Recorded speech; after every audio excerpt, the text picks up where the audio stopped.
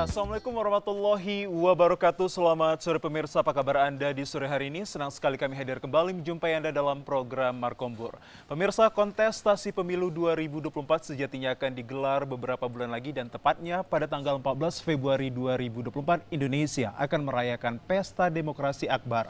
Sehingga perlu dilakukan kesiapan dan berbagai kesiapan dari berbagai pihak khususnya Bawaslu dan KPU untuk dapat menjabarkan hingga mentafsirkan rangkaian-rangkaian kegiatan kepemiluan 2024. Dalam hal ini juga dapat dikatakan edukasi dan sosialisasi ke berbagai lapisan masyarakat mengingat 55%-nya adalah kaum pemilih pemula yang akan memulai vote-nya pada tahun 2024 hingga terciptalah suasana kondusif dan aman akan terukurnya pemilu yang damai dan juga transparan di tahun 2024 nanti.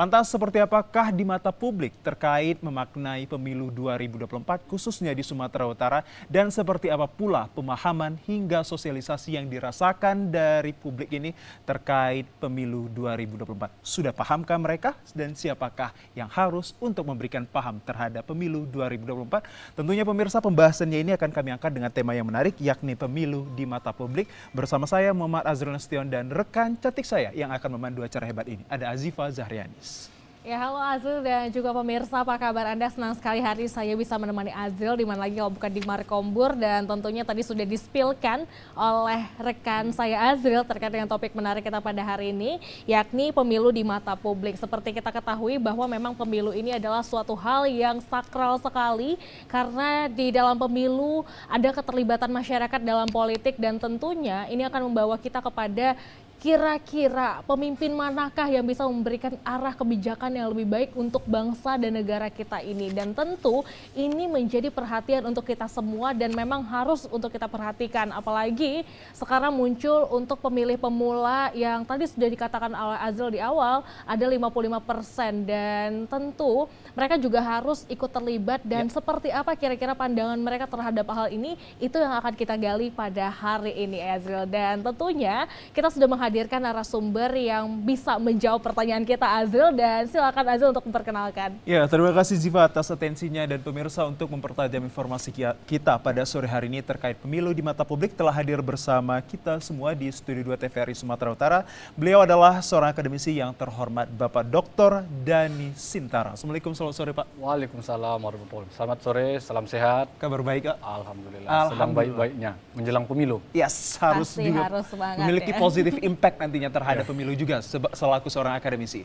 Betul. Sebenarnya di sana juga ada siapa Ziva? Nah, ini misteri guest Azril yang akan hadir, tapi nanti kita akan keep nanti karena ini misteri guest ya. Jadi kita harus spesial ini untuk memanggilnya, dan karena sudah hadir juga di sini akademisi kita Pak Dhani Sintara, tentu banyak sekali yang ingin kita tanyakan ya Azril, dan langsung saja Azril mungkin kita juga akan bertanya kepada beliau. Namun kami juga mengajak Anda nih pemirsa di rumah untuk bisa bergabung dengan kami di 0811 6100 386. Kami ulangi 0811 6100 386. Kami akan menunggu pertanyaan Anda, namun sambil kami menunggu biarlah kami bertanya duluan kali ya Azril ya.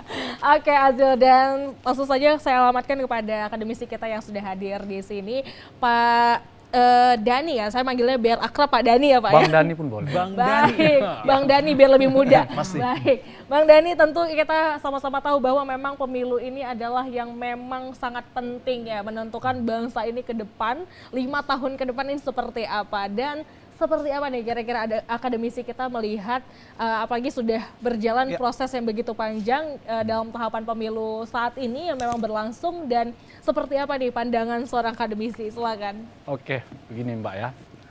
Ini kan grand temanya ini kan tentang pemilu nih. Ya. Tentang pemilu. Kita dudukkan dulu pemilu itu apa, filosofinya bagaimana dalam perspektif seorang akademisi. Silahkan. Nah, kalau kita lihat filosofi pemilu itu di dalam undang-undang pemilu itu kan ada paradigma filosofinya itu, di konsiderasi menimbangnya itu bahwasanya pemilu itu diadakan untuk menjamin, ingat ya, untuk menjamin terwujudnya cita-cita negara. Setuju. Sebagaimana termaktub di dalam pembukaan Undang-Undang Dasar 1945. Yang salah satunya itu adalah mencerdaskan kehidupan bangsa. Di samping ada cita-cita yang lain, yaitu memajukan kesejahteraan umum, ikut dalam melaksanakan ketertiban dunia. Nah, kita ambil tanda petik mencerdaskan kehidupan bangsa. Artinya apa? Dalam perspektif seorang akademisi itu, justru kehadiran pemilu itu adalah untuk memberikan sebagai suatu sarana edukasi bagi masyarakat bahwasanya kita akan menjelang atau melaksanakan sebuah pesta, yaitu yang namanya pesta demokrasi. Di mana dalam pesta demokrasi itu seluruh masyarakat dilibatkan. Artinya dia bisa memberikan hak-hak suaranya. Nah, begitulah kira-kira pesta demokrasi itu yang akan digelar. Nah, oleh karena itu dalam konteks demokrasi, tentunya kan demokrasi itu kan agar berjalan dengan baik, tujuan demokrasi itu tercapai kan salah satu sarananya kan melalui pemilu. Betul. Oke, melalui pemilu. Nah, oleh karena itu pemilu itu kan menjadi suatu kerja secara bersama-sama untuk mewujudkan pemilu yang langsung, umum, bebas, rahasia, jujur, dan adil. Supaya apa? Supaya tujuan berdemokrasi, tujuan suatu negara demokrasi itu bisa tercapai. Nah, oleh karena itu, untuk mencapai pemilu yang langsung, umum, bebas, rahasia, jujur, dan adil itu kan menjadi kerja kolektif dari seluruh elemen lapisan masyarakat. Bukan hanya peserta pemilunya, tapi juga para penyelenggara pemilu. Misalnya apa? Bawaslu, KPU, dan lain sebagainya. Maka dari itu sudah seyogyanya KPU, Bawaslu itu menjalankan tahapan-tahapan sekaligus memberikan edukasi bagi para pemilih untuk ikut serta terlibat dalam pesta demokrasi melalui sarana pemilihan umum. Begitu kira-kira. Wow, menarik sekali itu dia tadi secara filosofi atas pengertian dan juga pemahaman kita terkait definisi singkat, padat, dan jelas dari seorang akademisi ya Jipa. Betul Lantas, sekali Azril. lantas tadi kalau kita berbicara bahwa pemilu ini adalah rangkaian kegiatan yang perlu untuk dilakukan edukasi kepada pemilih pemula. Secara epistemologi bahwa pemilu adalah pesta demokrasi ataupun pesta rakyat. Kalau dikaitkan dengan pesta demokrasi dan pesta rakyat, bagaimana pula kita memahami bahkan untuk mengakui bahwa ini benar-benar untuk rakyat, bukan political issue. Nah, jadi kan sebenarnya begini, bagaimana kita melihat apakah pesta demokrasi ini memang goalnya, tujuannya itu untuk rakyat, atau memang hanya sebatas political issue yang menggelinding panas begitu kan. Wow. Nah, artinya saya mau mengatakan kita letakkan dulu dalam perspektif itu tujuannya untuk masyarakat. Nah, seyogyanya kan ini kan tinggal hitungan bulan ini. Betul. Kalau boleh kita kalkulasikan menggunakan hitungan hari juga tidak terlalu lama pesta demokrasi ini akan digelar. Nah, memang ya saya melihat para penyelenggara pemilu sudah melakukan tahapan-tahapan termasuk melakukan sosialisasi. Kenapa? Sasaran tembaknya saat sekarang ini kan itu kan Gen Z tadi ya, yang 55% bahkan banyak yang menjadi pemilih pemula. Nah, kita sebagai insan-insan akademik juga beberapa kali sudah dilibatkan misalnya oleh KPU provinsi yang menggandeng beberapa universitas bahkan melaksanakan namanya penandatanganan Memorandum of Understanding.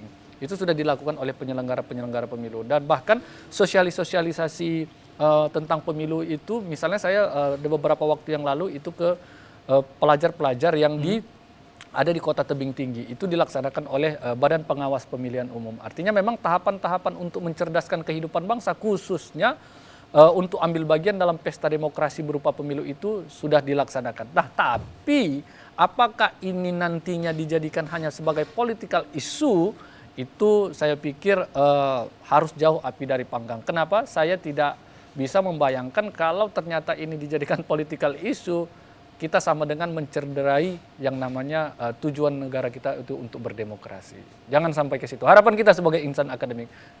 Berarti kita garis bawahi bahwa ini untuk rakyat dan juga kembali ke rakyat. Meskipun nanti ada pemimpin-pemimpin baru harus juga mementingkan unsur-unsurnya adalah untuk rakyat. Setuju ya Pak? Setuju. Kenapa? Karena kan ketika kita berbicara tentang demokrasi, secara etimologi demokrasi itu berasal dari bahasa Latin yaitu kata demos dan kratos atau kretein. Demos yang artinya pemerintahan dari rakyat, oleh rakyat dan untuk rakyat. Artinya dalam sebuah demokrasi itu tidak ada lain tujuan tertinggi itu adalah rakyat. Makanya dalam pasal 1 ayat 2 Undang-Undang Dasar Negara 1945 itu adalah berbunyi kekuasaan negara tertinggi berada di tangan rakyat dan dilaksanakan sepenuhnya menurut Undang-Undang Dasar 1945.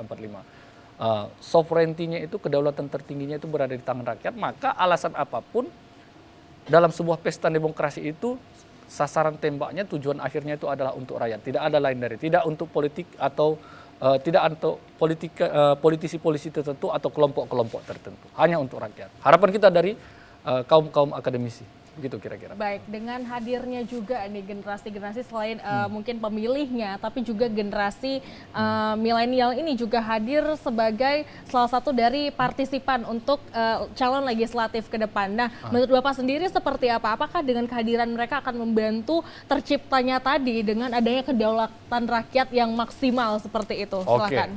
Baik. Nah, memang kalau kita petik ya, saya ingat sebetul apa yang dikatakan Soekarno, berikan aku 1000 orang tua, 1000 orang tua ini Betul. ya, berikan saya 1000 orang tua, akan saya cabut semeru dari akarnya. Tapi berikan saya 10 pemuda, maka saya akan guncangkan dunia. Artinya, kan, itu bahasa Soekarno lah ya, bahasa para bapak proklamator kita. Memang ya, begini, saya pernah membaca sebuah buku begini, ketika kaula muda dalam sebuah negara kehilangan momentum untuk berbicara dan ambil bagian dalam dunia politik, maka bisa dipastikan negara itu di masa yang akan datang akan begitu suram. Kenapa?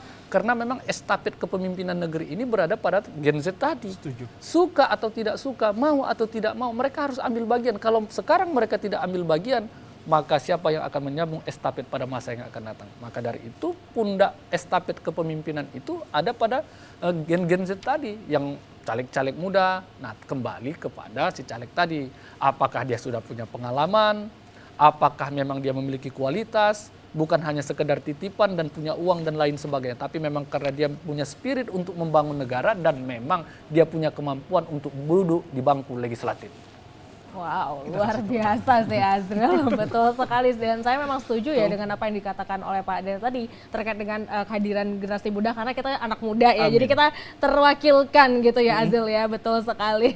Dan tentunya ini menarik karena memang apalagi nih banyak sekali Gen Z yang memang hadir saat ini ya, memang ada di panggung legislatif sendiri dan 55%. 55%. betul, ada 55% dan tentunya dengan banyak sekali ini juga problematika di dalamnya yang memang kita sudah sama-sama tahu bahwa memang banyak dari kita yang masih menilai bahwa pemilu ini adalah dikategorikan dengan hal yang lebih ke negatif ini Pak, dengan kehadiran kita sebagai 55% yang belum tahu apa-apa terkait dengan pemilu ini, bagaimana nih untuk meningkatkan semangat apalagi dengan isu-isu yang beredar saat ini seperti itu. Silakan dulu Pak. Memang kan begini, yang terjadi bagi kaum Z, kaum milenial inilah kita katakan itu kan pesimisme, pesimisme sekali. Pertama mereka akan katakan kontestasi politik itu untuk duduk di parlemen atau di kepala daerah itu tidak atau mustahil tidak menggunakan uang. Satu. Kemudian diperparah lagi, siapapun yang tertanam di dalam benak ya, di dalam benak anak-anak muda saat sekarang ini, loh siapapun pemimpinnya masa bodoh.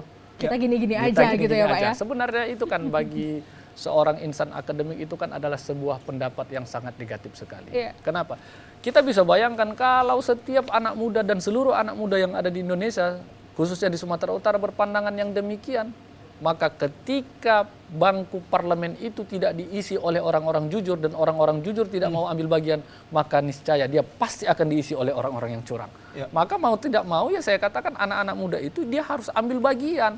Ayo dong kita ikut berkontestasi di dalam politik. Apapun cara yang kita lakukan sepanjang itu di jalur atau berada di atas rel-rel yang ditentukan oleh peraturan perundang-undangan. Tidak boleh bersikap pesimisme.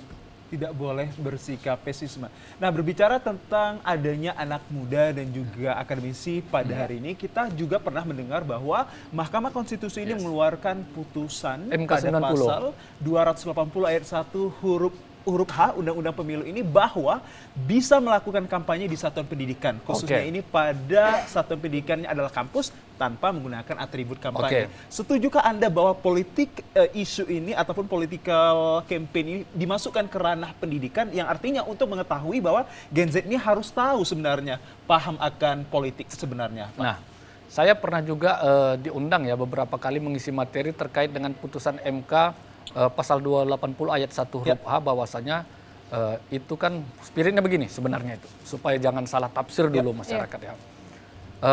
Pasal 280 ayat 1 huruf A, peserta kampanye dilarang Setuju. Kan titik 2 itu kan. Titik 2 dilarang dalam hal apa saja dia dilarang.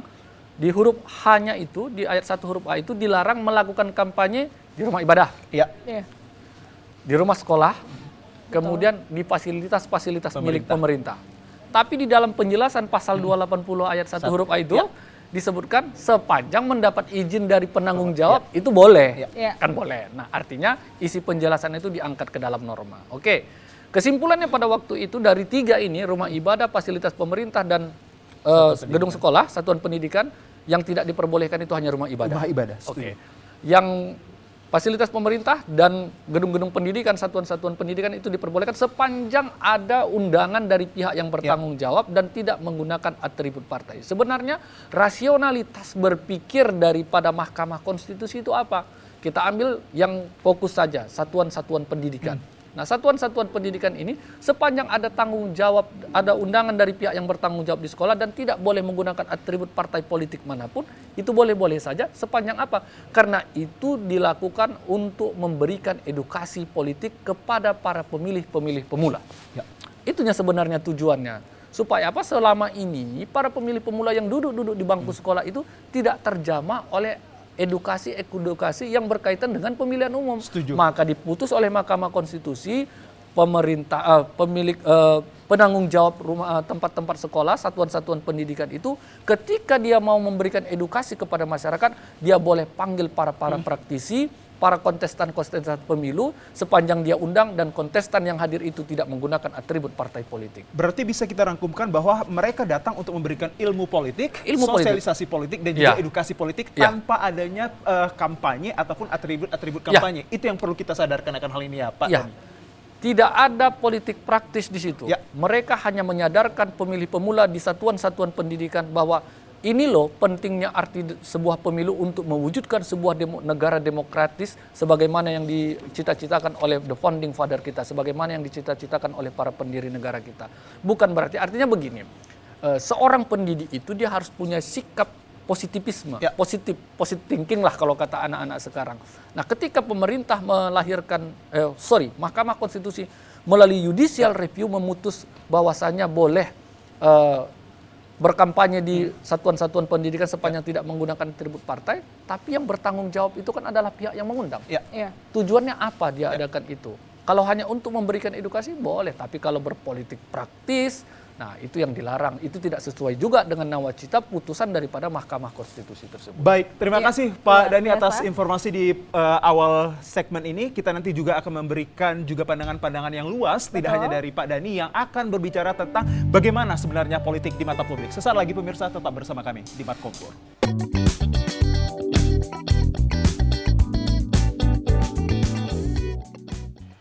Ya, pemirsa, terima kasih Anda masih menyaksikan program Markompur tentunya dengan tema menariknya yakni pemilu di mata publik. Berbicara tentang pemilu di mata publik, tadi kita sudah menghadirkan seorang akademisi yakni ada Pak Dr. Denny Sintara yang telah memberikan banyak pandangan hingga perspektif yang positif untuk kita ketahui terkait bagaimana sekaitan terhadap Pesta Demokrasi Akbar yang siogianya jatuh pada 14 Februari 2024 ini nanti. Dan tentunya pula untuk mempertajam informasi kita, kami telah mengundang seorang mahasiswa yakni Abangda Ridho Fahrizi yang akan melengkapi informasi kita terkait tema pada sore hari ini. Assalamualaikum, selamat sore Bang Ridho. Waalaikumsalam, sore Bang. Kabar baik Bang? Alhamdulillah. Alhamdulillah, kabar baik Ziva. Wah, dan lebih baik lagi kita juga tanya nih Azul Silakan, terkait dengan Ziva. pandangannya. Memang dari tadi kita sudah panjang lebar membahas terkait dengan tema kita yaitu pemilu di mata publik dengan akademisi kita Pak. Tadi sudah dari akademisi ya? Betul, dari Pak Dhani sendiri tadi sudah menjelaskan panjang lebar sekali dan cukup sangat dimengerti dan cukup motivasi kita untuk lebih semangat terhadap pemilu ini. Tapi kita juga ingin kehadiran anak muda ini kita dengarkan juga nih suaranya. Seperti apakah kira-kira nih pandangan beliau nih, pandangan Adinda Ridho terhadap pemilu di mata generasi milenial sendiri. Silahkan Ridho. Ya, baik. Terima kasih. Assalamualaikum. Mohon Bang Dhani, Abang Kakak. Jadi pemilu ini kaitannya erat dengan politik ya. Politik itu tentu relatif berbeda bagi tiap orang gitu. Nah, hari ini kita menatap pemilu 2024 yang dalam hitungan beberapa bulan lagi kurang lebih begitu. Namun hari ini kita masih merasakan dengan narasi bahwa anak muda selalu jadi penentu. Anak muda adalah pemilih terbanyak nantinya dengan kisaran 60%. 55%. 55% dan diantaranya itu sekitar 114 juta adalah pemilih pemula, kurang lebih begitu. Sehingga ini yang menjadi selalu bahan diskusi kami gitu. Apakah sampai hari ini pada pemilu 2024 nanti anak muda ini masih menjadi komoditas politik saja atau tidak gitu. Karena kalau kita lihat ke depan, baik kalau bicara pemilu ini kan tidak hanya bicara terbatas pada pilpres ya, tapi juga pemilihan legislatif. Nah maka apa kira-kira ke depan gagasan yang konkret atau program-program yang konkret bagi anak muda gitu. Kalau kita lihat hari ini khususnya kami di Kota Medan ataupun Sumatera Utara belum merasakan begitu dampak yang banyak bagi anak muda terkait program-program yang konkret gitu. Masih hanya sebatas yang sifatnya momentum semata gitu. Maka dari itu kalau kita memandang hari ini ya memang harus dari diri kita sendiri juga itu untuk bagaimana bisa menjadi subjek atau pelaku utama dalam proses perpolitikan. Tidak juga harus serta-merta terlibat langsung sebagai kandidat legislatif gitu, tapi juga bisa dengan mengisi ruang-ruang diskusi, ruang-ruang yang sifatnya adalah pembangunan sumber daya anak muda. Itu yang pertama. Yang kedua, kita melihat hari ini dengan era disrupsi hari ini banyak sebenarnya yang bisa kita dapatkan akses informasi gitu.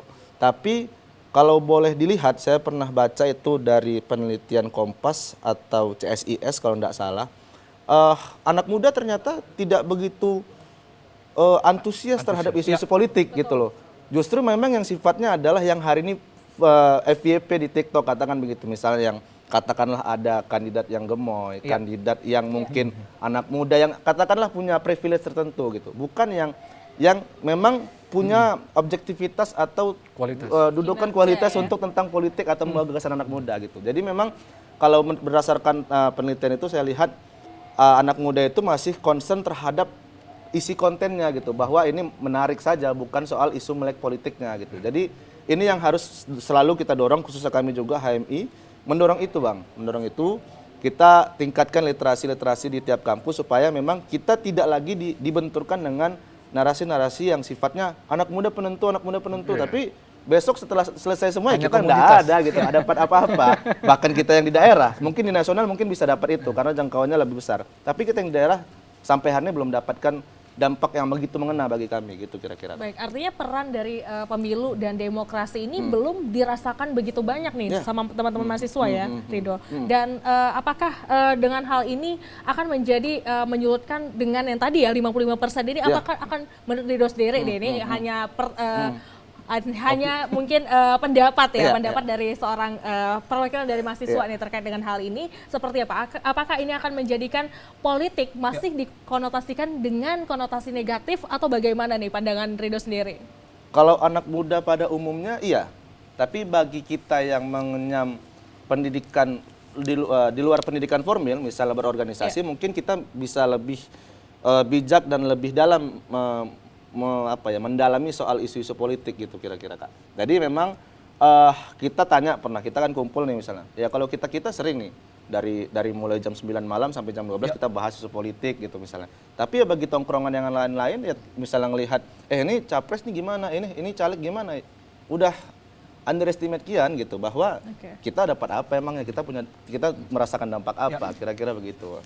Baik, saya kembali ke Anda Bang Ridho. Tadi hal yang menarik bagi saya adalah bahwa anak muda saat sekarang ini melihat hanya sebatas konten saja yang berkeliaran di salah satu media sosial favorit mereka pada saat ini. Sejauh ini apa yang membuat para anak muda-mudi ini mengingat 55% ini keterlibatan mereka nanti menjadi sangat-sangat memiliki peran yang krusial, sedangkan mereka hanya berbicara tentang konten tanpa melihat substansi dari politik sendiri itu seperti apa? Yang jelas gini ya Bang, bahwa kita memang hari ini tidak bisa lepas dari bagaimana era digitalisasi ini sangat berkembang pesat dan mau tidak mau harus ikut itu. Nah kita sebagai anak muda tentunya kami dari HMI, organisasi dan teman-teman yang lain juga sebenarnya hampir sama, bahwa kita selalu tekankan hari ini anak muda itulah yang memang harus beri gagasan, harus punya. Kalau memang tidak mendapatkan peluang, kita yang ciptakan peluang, kira-kira gitu. Kita hari ini anak muda bisa lebih mandiri sebenarnya, tidak harus melulu ada sesuatu hal yang difasilitasi, kemudian kita ikut di dalam. Nah, melalui apa? Misalnya kita hari ini di kampus, kita punya banyak organisasi intra, kita punya banyak organisasi ekstra. Ya di situ kita mulai bagaimana men-trigger atau mendorong misalnya untuk kita memberikan gagasan, memberikan ide terhadap stakeholder, katakan kira-kira begitu. Jadi sebenarnya kita tidak dilemanya pada posisi tidak punya ruang, tapi dilemanya itu soal mental dan motivasi barangkali. Karena memang tidak bisa dipungkiri hari ini lebih dominan, hari ini kan yang hari ini aktif sebagai mahasiswa itu kan adalah memang teman-teman yang pasca COVID, Bang. Itu tidak bisa dipungkirin. Sehingga memang atmosfer, kemudian suasana belajar dan suasana berkumpul itu berbeda dengan yang mungkin kita yang sebelumnya terkena dampak dari COVID juga. Apakah money politik menjadi isu yang sangat memotivasi seorang mahasiswa untuk bisa mengeluarkan suara mereka? Mengingat 55% ini sangat tinggi, Bang. Apakah dengan motivasi uang yang kaitan 100.000, 200.000 ini dibayar, Anda akan terlibat dengan motivasi Anda itu? Kalau saya ditanya, ya tidak. Tapi kalau faktanya iya. Apakah perbincangan ini ada Anda katakan di dalam forum diskusi Anda selaku mahasiswa dan juga Ketua MI? Dan apa yang Anda lakukan akan hal ini? Yang pasti kan begini, kita tidak boleh ya, kalau HMI tidak boleh terlibat dalam politik praktis secara organisasi gitu. Tapi individual kita punya tentu kan kita punya hubungan ataupun punya kerabat tertentu yang sifatnya adalah personal, bukan mendorong untuk bahwa HMI didorong untuk mendukung salah satu paslon atau calon legislatif kira-kira gitu. Nah, terkait money politik sebenarnya ini masih menjadi isu yang terus diangkat dan diterima sebenarnya. Sekitar 100% dari kelompok Anda, ada berapa persenkah yang bisa Anda kalkulasikan bahkan anak mahasiswa juga ingin dimotivasi akan uang untuk memberikan vote mereka nanti di 2024? Kalau di kami, saya pastikan tidak ada lah. Tidak ada pasti. Di HMI kan gitu.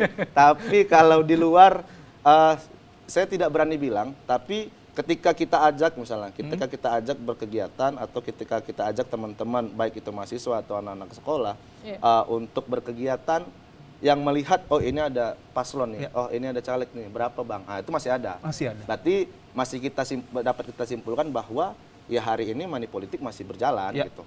Masih mengakar rumput lah sampai tingkat pemilih pemula. Berarti politik money ataupun isu money politik ini menjadi motivasi mereka jika ingin berkegiatan politik dalam lingkup kemahasiswaan mereka ataupun di luar dari personil mereka ya Bang. Seperti itu ya Bang Rido. Baik, sebelum ke Zipa juga saya ingin masih berbicara saya kembali coba untuk mendapatkan perspektif yang sangat mendalam kepada Pak Dan ini. Kalau kita melihat bahwa hadirnya Bang Rido selaku mahasiswa ini otomatis akan ada nanti kaitan-kaitan terminologi istilah political polarizations. Polarisasi politik ini juga akan terjadi di tengah-tengah masyarakat, khususnya kita alamatkan kepada mahasiswa yang akan berpecah-pecah meskipun dalam satu kelompok. Pandangan Anda seperti apa dan antisipasi apa yang Anda berikan kepada mahasiswa Anda? Begini, kalau polarisasi sepanjang itu dalam kontestasi, itu hal yang tidak bisa dihindari. Setuju. Pasti. Tidak ada kontestasi tanpa polarisasi. Kenapa? Karena kontestan-kontestan itu pun maju dengan pola-pola tertentu dari golongan-golongan tertentu. Ketika dia maju dengan pola dan golongan tertentu, maka terbentuklah polarisasi. Itu pasti. Nah, di dalam kontestasi demokrasi negara manapun tidak mungkin bisa terhindarkan yang namanya polarisasi. Nah, tapi yang menjadi bahan pemikiran atau perenungan bagi kita itu adalah apakah polarisasi itu hanya khusus pada saat kontestasi atau efeknya setelah post election, setelah pemilihan. Nah, kita harap polarisasi itu hanya terjadi ketika berkontestasi, tidak setelah post election, tidak setelah waktu kontestasi itu selesai. Nah, jadi sebenarnya polarisasi itu hal yang wajar, tapi sejauh mana dampaknya dan pola-pola apa yang dimainkan, sepanjang itu masih dalam rel-rel tertentu, itu sah-sah saja. Nah, ada sedikit yang mau saya tambahkan tadi, sebenarnya terkait juga dengan polarisasi. Pertanyaannya, why? Mengapa khususnya Gen Z atau para pemilih yang menggunakan hak vote-nya, hak suaranya di Indonesia masih begitu pesimismenya? Karena mereka masih anti dengan istilah politik. Itu pasti. Kemanapun lapisan masyarakat kita tanya, yang kecuali dia orang politik betul ya, di luar orang politik dia pasti akan sangat alergi dengan kata-kata politik. Kenapa? Opini yang terbentuk di tengah-tengah masyarakat ketika kita berbicara tentang politik itu berbicara sesuatu hal yang penuh intrik. Kan begitu kira-kira. Padahal ya dalam konteks hukum, ya politik hukum ini Pak, dalam konteks politik hukum ada pepatah begini. hukum tanpa politik itu adalah angan-angan. Ya. Politik tanpa hukum itu adalah kezoliman. Jadi ketika kita berbicara politik, kita berbicara kekuasaan. Hukum tanpa kekuasaan itu angan-angan, kekuasaan tanpa hukum itu adalah kezoliman. Bagaimana kita bisa menjadi sebuah negara demokratis yang salah satu cara mencapai itu melalui pemilu yang langsung, umum, jujur, bebas, rahasia, jujur, dan adil itu tanpa dibarengi dengan melek politik yang mumpuni. Sekarang pertanyaannya, untuk melek politik bagi seluruh elemen lapisan masyarakat supaya tidak antipati dengan istilah politik dan mau berkontribusi dengan politik, itu tanggung jawab siapa? Tanggung jawabnya pemerintah. Dan salah satunya adalah tanggung jawab partai politik. Kenapa? Karena salah satu fungsi dari partai politik itu adalah untuk memberikan pendidikan politik. Itu jelas di dalam undang-undang partai politik. Supaya Mengapa nggak tanggung jawab dari seorang akademisi, Pak? Saya sedikit kontras dengan Anda karena mengingat bahwa di dalam edukasi juga ada pendidikan politik. Mengapa nggak hal tersebut yang kita bawa untuk cerminan bahwa seseorang itu bisa berdampak akan pendidikan politik? Baik, yuk kita jawab. Nanti begini, ada istilahnya law in book dengan law in action. Oke. Kalau kita di ruang-ruang kelas itu, kita punya kebebasan mimbar akademik, itu kan hanya law in book. Oh, I see. Kita jelaskan politik itu begini, politik itu begini, cara merebut kekuasaan begini. Tapi yang celakanya bagaimana kita mensinkronkan antara law in book dengan law in action tadi. Sampai pada tahap law in action, kita tidak punya andil di situ. Di law in book-nya kita mapankan dia, di law in action-nya itu adalah tugas daripada partai politik supaya apa? Khususnya Gen Z ini atau masyarakat-masyarakat yang belum melek dengan politik, dia tidak antipati dengan istilah-istilah politik sehingga dia mau berkontribusi. Kenapa? Saya ingat apa kata mantan Perdana Menteri Inggris. Tidak ada satu kejadian pun dalam sebuah negara tanpa melalui keputusan politik. Kalau masyarakatnya tidak melek dengan politik, jangan pernah berharap negara itu akan bisa maju. Baik, luar biasa It's ya. such incredible point for me. Betul Keren sekali, sekali. saya sampai tertegun melihat hal ini. Tapi ini ada mungkin kembali lagi kepada penjelasan yang tadi yang menarik terkait dengan pasal 280 ayat 1 ya. ya ayat 1 huruf H tadi. Ada penjelasan di mana fasilitas tempat edukasi ya, pendidikan itu menjadi salah satu tempat yang diperbolehkan asalkan tidak ada atribut. Kampanye. Namun dengan hal ini, apakah ini tidak akan menjadi celah baru nih untuk memunculkan kejadian-kejadian atau hal-hal yang tadi menjadikan konotasi negatif muncul di tengah? Oke. Nah, Tahan sebentar, Pak Dhani. Oke. Apa yang akan dijawab oleh Pak Dhani, seorang akademisi yang akan memberikan perspektif awalnya atas pertanyaan rekan saya Jipa? Sesaat lagi Kita akan pemirsa, tunggu. tetap bersama kami di Markombur.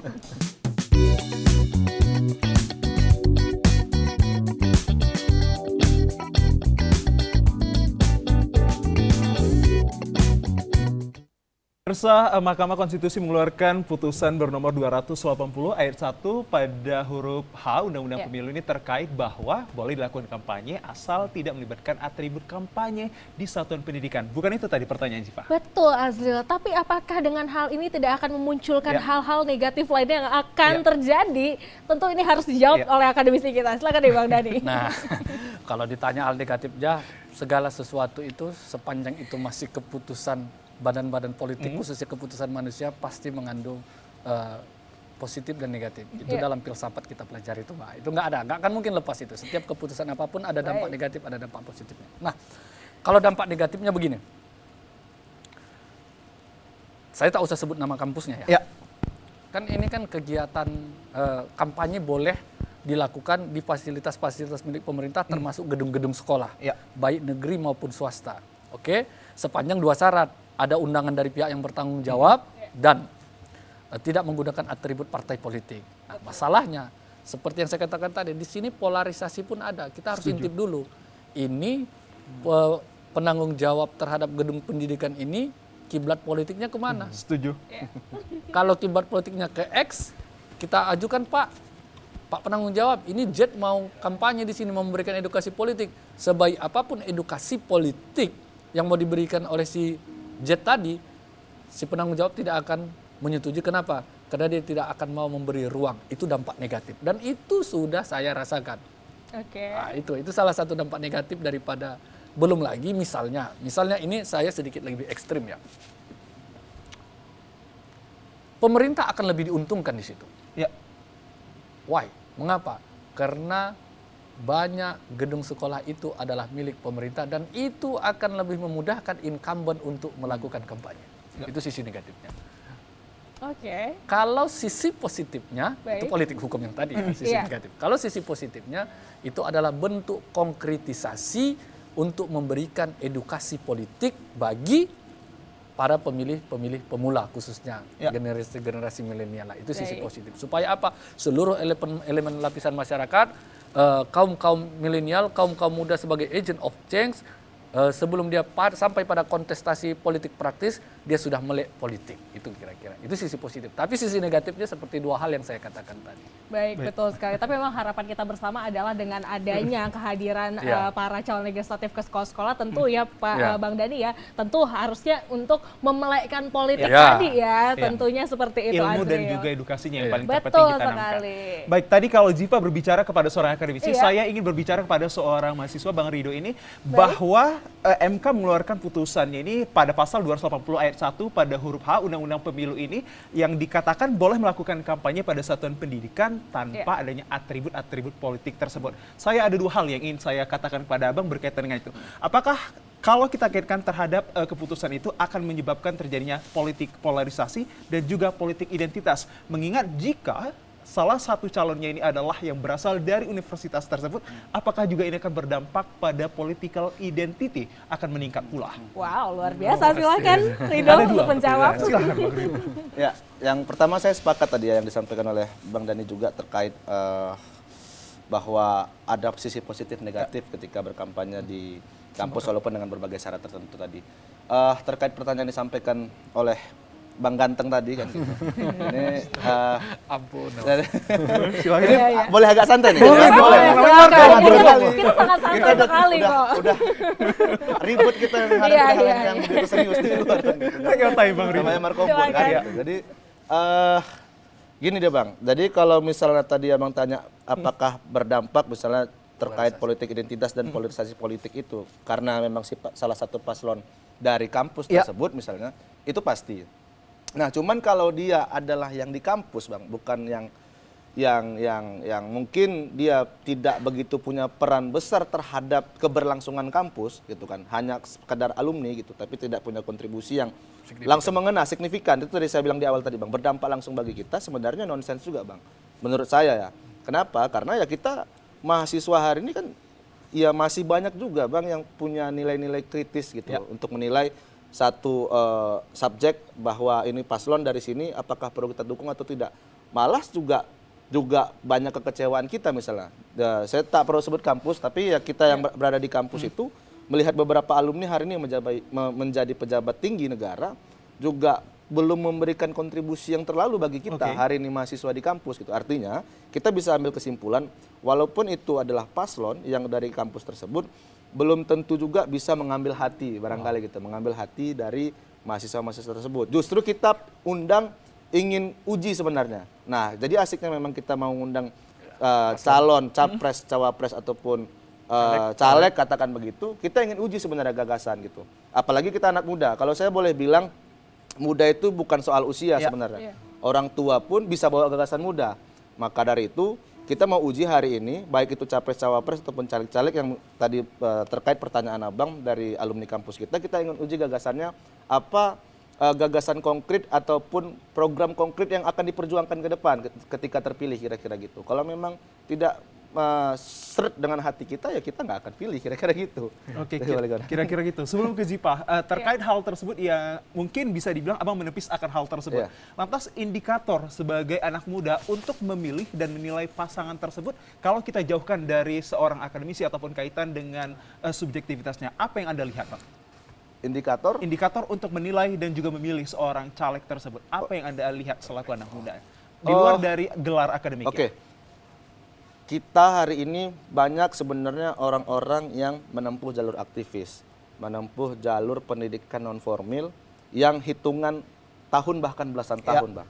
Tapi kita hari ini aktivis selalu kurang mendapatkan kesempatan. Entah memang kita yang kurang lihai, ya kan? Atau memang kita yang tidak berdarah biru, barangkali gitu.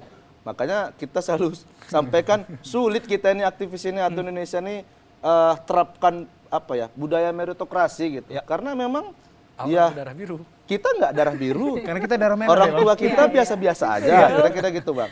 Jadi ya saya nanti jadi melebar ya, saya takut salah cakap juga ini sebenarnya. Karena mohon maafnya gini Bang, setiap partai itu kan punya karakter dan identitas masing-masing gitu. Sehingga perlu waktu untuk mendalamin. Belum lagi kita bicara soal peran partai politik untuk memberikan edukasi terhadap masyarakat, kira-kira gitu. Nah anehnya hari ini misalnya, banyak juga anak muda yang baru 2 hari 3 hari nyalek gitu loh. Atau ya ada juga anak muda yang baru 2 minggu udah jadi ketua partai misalnya gitu. Jadi kita yang hari ini menempuh jalur aktivis itu yang sudah, nah makanya indikatornya adalah kalau saya boleh bilang, siapa yang punya track record pernah jadi aktivis, itu yang paling utama kalau saya pribadi akan pilih. Karena saya merasakan itu Bang.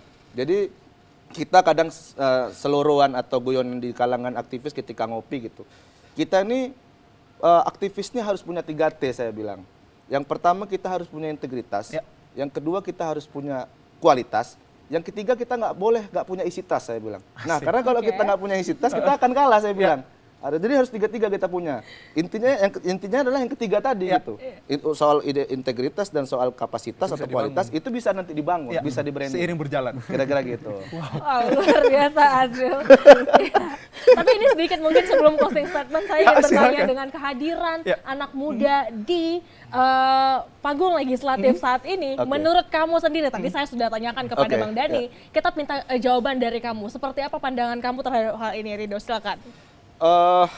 Anak muda di panggung politik kita tentu apresiasi yang pertama, karena punya keberanian, punya mental yang kuat, punya kemampuan untuk bisa terlepas dari background dia bagaimana bisa jadi caleg kira-kira gitu. Tapi kita berharap bahwa anak muda hari ini yang menjadi calon legislatif tentunya membawa kepentingan anak muda, itu yang utama. Karena tidak bisa dipungkirin bahwa sasaran utamanya adalah anak muda tentunya, sebelum merambat pada elemen-elemen atau lapisan masyarakat yang lain. Itu yang pertama. Yang kedua, bahwa kita berharap caleg muda ini memang bahkan punya pikiran yang lebih muda, punya gagasan yang lebih muda.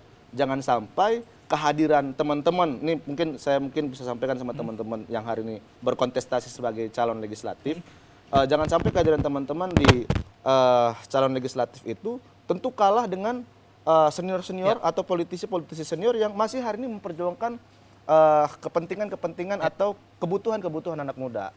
Jadi jangan hanya sekedar, maksud saya, jangan hanya sekedar tampil, jangan hanya sekedar nimbrung, tapi ayolah bawa gagasan dan panggil kita juga sebenarnya. There will be always an improvement, right? Yes. Oke. Panggil kita juga untuk bisa memberikan masukan-masukan dan saran pendapat, kira-kira gitu. Baik, terima kasih Bang Rido. Sebelum menutup perjumpaan kita pada edisi Markombur Selasa 21 November 2023 ini, kita ingin merangkumnya dari seorang akademisi bagaimana sebenarnya efektivitas kehadiran anak muda yang 55% di panggung pemilu untuk memberikan vote mereka 2024 nanti untuk menciptakan konektivitas dan bangun ruang kepada para pemilih ini lebih kondusif lagi. Seperti apa? Singkat dan padat, Pak Dhani. Kalau saya sedikit aja nih, singkat. Pertama, anak muda harus punya optimisme. Optimism. Yang kedua, ada slogan kira-kira begini. Bagi anak muda jangan pernah tanya apa yang diberikan negara kepadamu. Tapi tanyalah apa yang telah kau berikan, kau kontribusikan untuk negara. Itu saja.